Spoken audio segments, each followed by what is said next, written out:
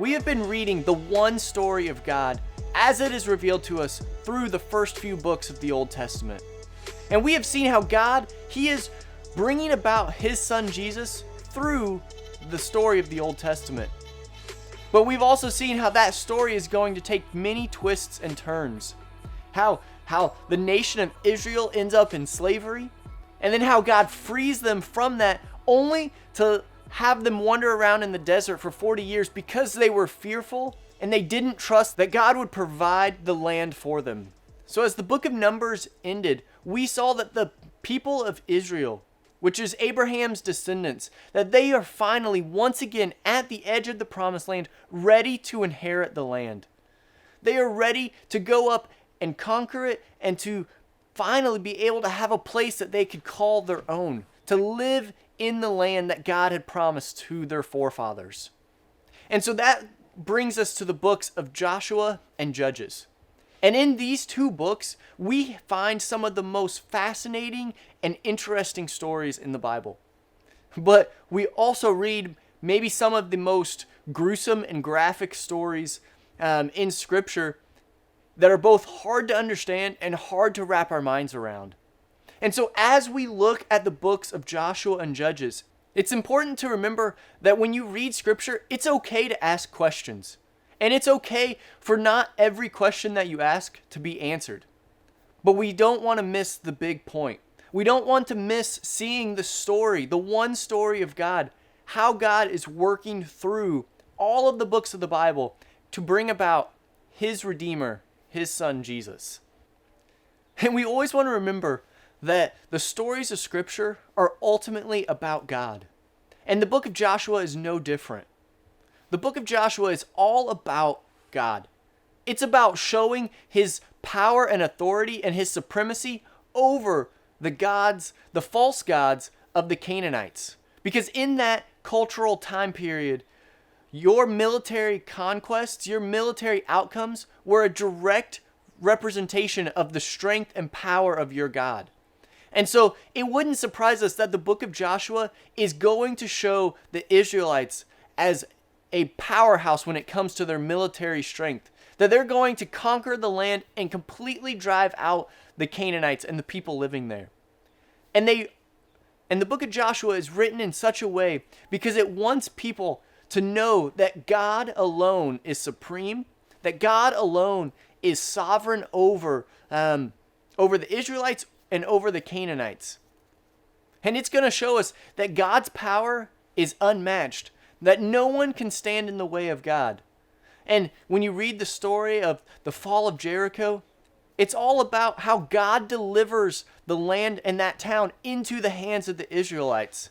They simply had to trust and obey Him. And it wasn't because of their strength, because Israel itself was not a super mighty nation. They didn't have the best army. They didn't have the best military power. They weren't even the best and largest nation. But God, He had chosen them out of all of the other nations of the world to be the ones that would carry His blessing with them, that would show the world what it looked like to live in a relationship with Him, to live out that identity as a kingdom of priests that we read in the book of Exodus.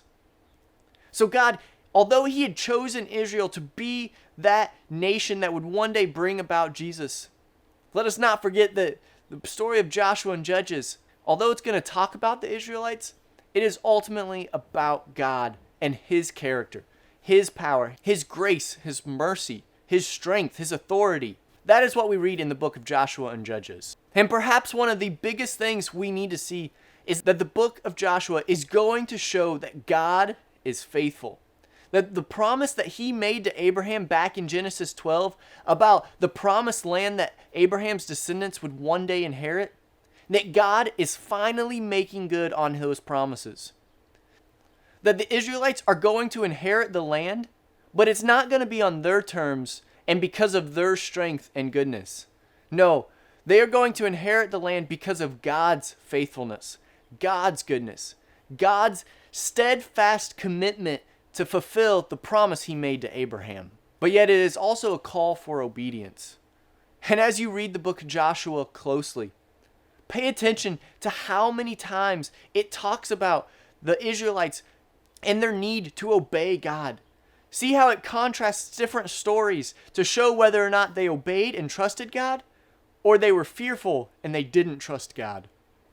And when you read the book of Joshua closely, you might see that perhaps it is not as clear-cut as what it seems.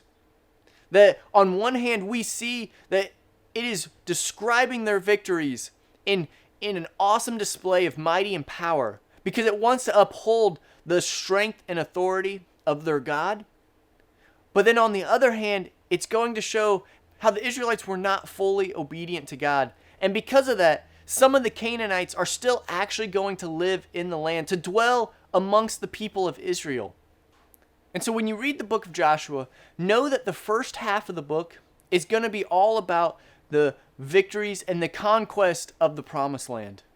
It's going to detail a couple of the key battles. It's going to talk about the kings of the land that Moses and Joshua and the Israelites were able to drive out and to conquer their land.